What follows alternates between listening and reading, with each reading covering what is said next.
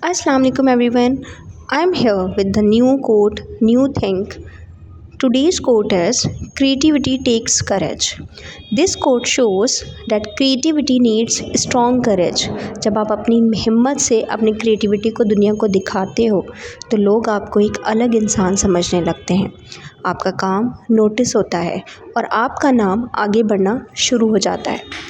Creative work हमेशा एक risk होता है। You open your ideas to the world. कभी लोग आपको सपोर्ट करते हैं तो कभी क्रिटिसाइज़ करते हैं। इस सारे प्रोसेस में हिम्मत ज़रूरी होती है। जब आप हिम्मत नहीं हारते,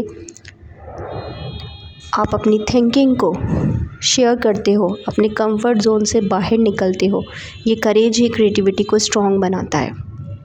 जब बंदा फियरलेस होकर अपनी थिंकिंग को, अपनी आइडियाज़ को दिखाता है, वो वक्त के साथ साथ इम्प्रूव भी होता है और ग्रो भी करता है।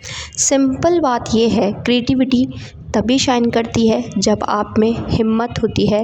न्यू आइडियाज़ तब सामने आते हैं जब आप उन्हें बोल्डली और अच्छे अंदाज में लोगों को सामने शेयर करते हो। तो इसलिए कोशिश करें कि आप क्रिएटिव बने और अपने आइडियाज़ को बेहतर अंदाज में पेश करें।